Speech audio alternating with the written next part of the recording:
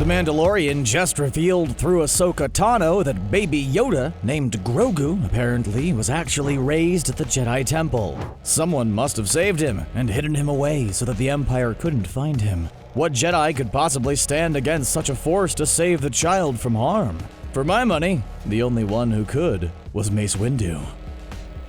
So last time we saw Mace, things were really getting out of hand for the Jedi. I'm sorry, that was a little much. What I meant to say was that he was really losing his grip on the situation. That he'd lost his touch, so to speak.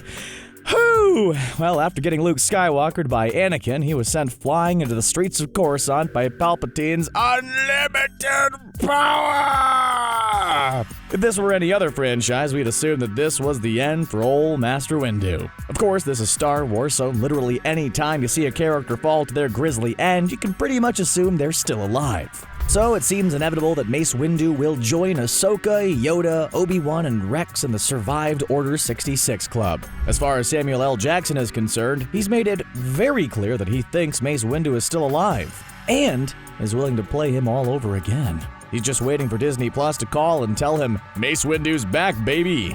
That's all you had to say! The Mandalorian could easily feature an amazing sequence featuring a bird sans hand Mace Windu taking down clones using only the Force and his combat skills. They could take a page out of the OG Clone Wars and showcase the fact that Master Windu doesn't need no lightsaber to be a Jedi, though he could also use the Force to wield his saber on some unsuspecting troopers that were looking to gun down poor little Grogu. Ahsoka said that his memories were somewhat repressed from this time, so it's possible that they may be uncovered in the future. After getting a new robot hand, as is the fashion in Star Wars, Mace Windu set up a ton of defenses for Grogu to hold off pretty much anything that could hope to turn on the little child. That is, until Mando showed up and busted all those defenses up. This would clear up the huge mystery that's been hanging over the series since Episode 1. Although that would leave an even bigger mystery though. Where the heck has Mace Windu been all this time? So what exactly would Mace Windu do in his Jedi exile? Well, I'll let the man speak for himself. Walk from place to place, meet people, get in adventures. Yeah, that's right. I'm pretty sure that unlike Yoda, Mace Windu would continue to get into adventures just like Mando. Well, it's unlikely that we'd get a full Disney Plus series about Mace Windu's exploits. I mean, we couldn't be lucky enough to get a Nick Fury show and a Mace Windu show. It is very likely that the comics and books would be all over it. Fans have not been quiet about how eager they've been for Mace Windu to return to the franchise. And now that old Boba's out of the Sarlacc pit, I'd say that Mace Windu's now the #1 Star Wars character everybody wants to see resurrected. That's only part one of what fans want, though. The internet has made it very clear that once Master Windu is back in action, they want to see him get a big rematch against Vader himself. If anybody could make Vader really give it his all, it's Mace Windu. After he finished adventuring and Baby Yoda came of age, Windu would return, ready to train Grogu in the ways of the Force. Only then, he'd be surprised to see all of his expensive Nikto mercenaries obliterated. You just can't find good help these days.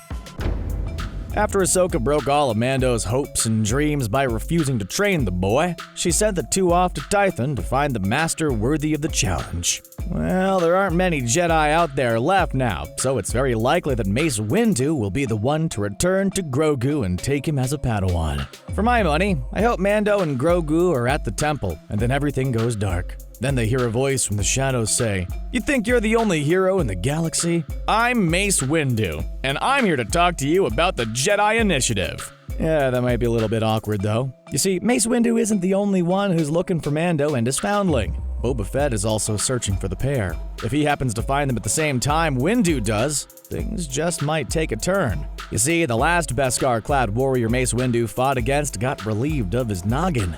That was none other than Boba Fett's dear old daddy Jango. Boba Fett and Mace Windu could both have their revivals at the same time, leading to a showdown that's been a-comin' for decades. The two have squared off before, but nothing would be better than a live-action showdown with Mando and Grogu in the middle. Would Din Djarin side with Mace Windu for Grogu's sake, or would he side with Boba the maybe Mandalorian Fett? I doubt he would, but I'd love to watch Din Djarin use that new Beskar spear to take on Mace Windu. Wouldn't you?